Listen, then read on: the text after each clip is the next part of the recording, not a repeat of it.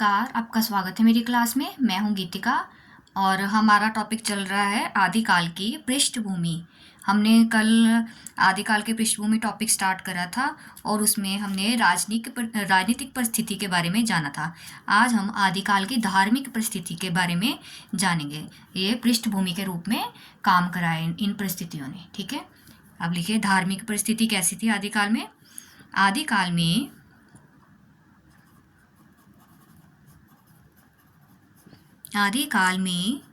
धार्मिक दृष्टि से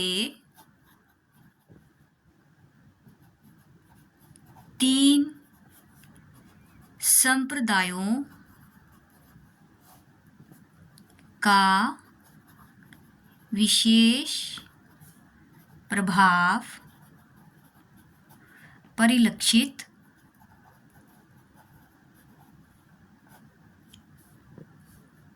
होता है। ठीक है, तीन संप्रदाय प्रमुख रूप से उस समय पर दिखाई देती हैं। कौन कौन सी हैं वो?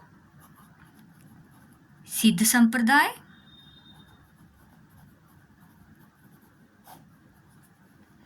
नाथ संप्रदाय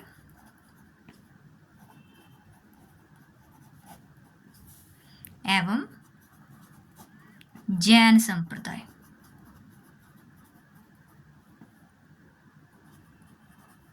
ठीक है, सिद्ध संप्रदाय थी, नाथ संप्रदाय और जैन संप्रदाय। इनका प्रभाव उस समय पर देखने को मिल रहा था। सबसे पहले देखिए, लिखिए, ये जो बौद्ध धर्म कालांतर में विकृत होकर वज्रयान बन गया था। विकृत का मीनिंग बिगड़ कर। ठीक है, बौद्धयान क्या है? कुछ समय पश्चात, कालांतर में, कालांतर का मतलब थोड़े समय के बाद में, विकृत होकर क्या बन गया था? वज्रयान बन गया था। इन वज्रयानियों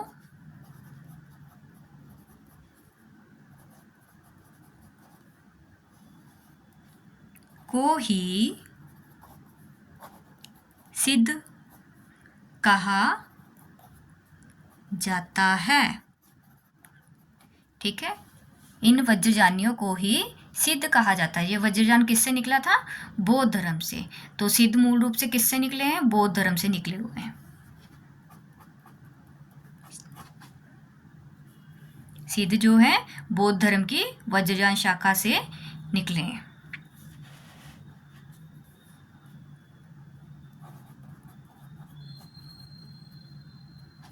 बौद्ध सिद्धों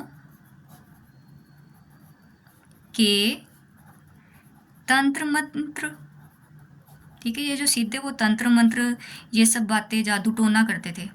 इन बातों में इनका पूरा विश्वास था। जादू टोना एवं चमत्कार प्रदर्शन बौद्ध सिद्धों के जो तंत्र मंत्र, जादू टोना एवं चमत्कार प्रदर्शन की प्रतिक्रिया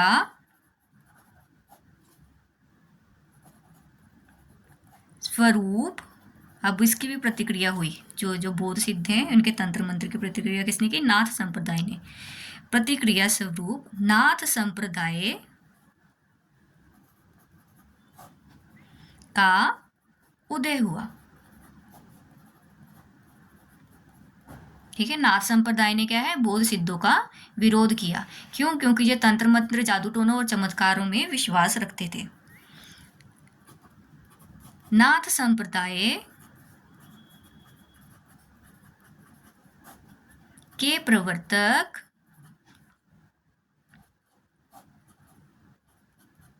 गोरखनाथ थे। कौन थे नाथ संप्रदाय के प्रवर्तक? गोरखनाथ। क्वेश्चन बन जाता है कि नाथ संप्रदाय के प्रवर्तक कौन थे? गोरखनाथ। ठीक है, नाथों ने किसका विरोध किया था? सिद्धों का विरोध किया था। और ये जो सिद्ध है वो बौद्धों की कौन सी शाखा से निकले थे? वज्रयान शाखा से निकले थे।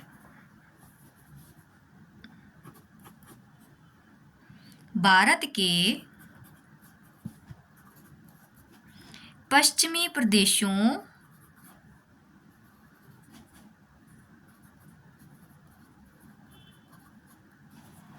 विशेषकर गुजरात,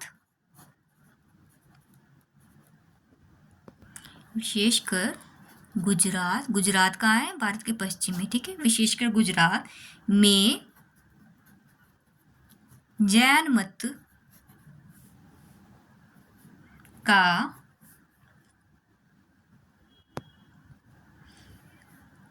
बहुत अधिक प्रचार था। अब जैनों का प्रचार कहाँ था? पश्चिम में विशेषकर गुजरात में। जैन मुनि, ये जो जैन मुनि थे, अपभ्रंश भाषा में जैन मुनि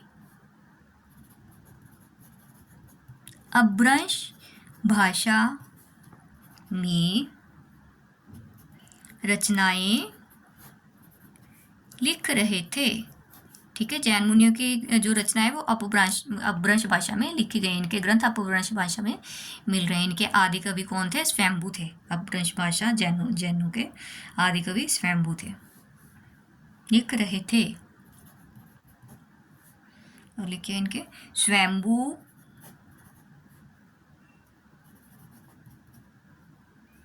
पुष्यदंत, हेमचंद्र,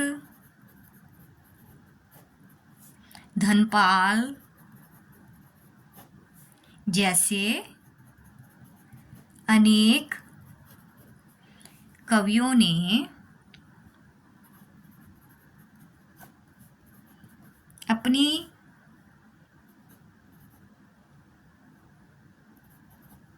रचनाएं जैन राजाओं के संरक्षण में लिखी। आगे लिखे। देखिए, आपको पता है कि बौद्ध धर्म का विकृत हो गया था, बिगड़ गया था उसका रूप। तो जो है बौद्ध धर्म की विकृति है वो जैन धर्म को भी प्रभावित कर रही थी। बौद्ध धर्म की विकृति का प्रभाव जैन धर्म पर भी पड़ रहा था। अब जब ये दोनों धर्म विकृत हो रहे हैं तो इसका असर भी होगा। इसका असर क्या था? जो हमारे पौराणिक धर्म था वो भी विकृत हो रहा था। आगे लिखिए, बौद्ध और जैन धर्म की विकृति से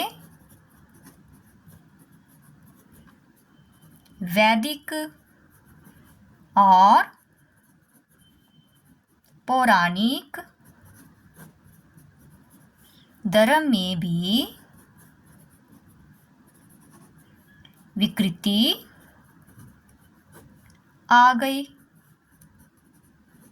ठीक है। जब ये दोनों धर्म भी विकृत हुए तो इन्होंने किसको प्रभावित किया? जो हमारे पुराने वैदिक और पौराणिक धर्म थे उसको भी इन्होंने प्रभावित किया। अब ये धर्म तो विकृत हो ही रहे थे, उधर से क्या था, भारत पर आक्रमण हो रहे थे, जिसकी वजह से क्या था, इस्लाम धर्म भी अब भारत में आ रहा था।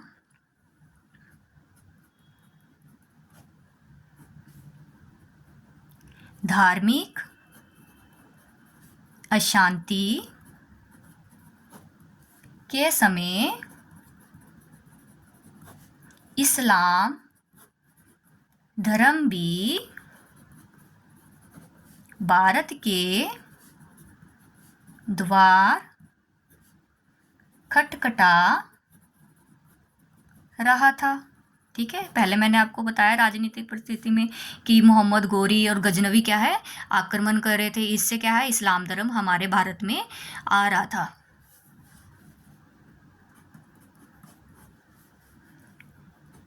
अब ऐसी परिस्थिति में क्या है, जनता असंतोष क्षोभ एवं भ्रम से ग्रस्त थी। अब लोगों की मनोदशा बिल्कुल भी ठीक नहीं थी।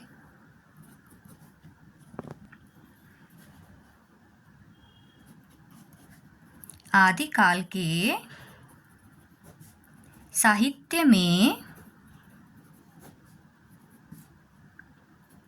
इसी मानसिकता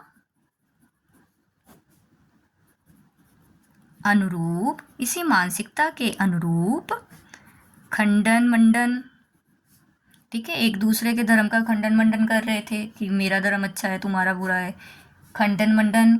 हठ योग, अब नाथों का हठ योग भी आ गया था। हठ योग, वीरता, ठीक है, ये जो राजकवि थे वो वीरता एवं श्रृंगार पर रचनाएं कर रहे थे। वीरता एवं श्रृंगार परक रचनाओं को देखा जा सकता है। ठीक है, ये हो गया हमारा धार्मिक परिस्थिति आदिकाल की पृष्ठभूमि के रूप में। और कल हम करेंगे सामाजिक परिस्थिति। और मेरी वीडियो को लाइक और सब्सक्राइब करते रहें। पूरी जानकारी के लिए आप वीडियो को सीक्वेंस से देखें। मैंने क्लासेस वाइज वीडियो को सेट करा हुआ है, क्लास 1, 2, 3 आप स्टार्टिंग से देख सकते हैं। मास्टर कैडर के सिलेबस की तैयारी पूरी उसमें सीक्वेंस से हो रही है। ये अकेले मास्टर कैडर में ही नहीं, हिंदी साहित्य की अन्य परीक्षाओं में भी ये जो हमारे टॉपिक्स हैं उसमें सहायता करेंगे। और आज के लिए इतना ही। धन्यवाद।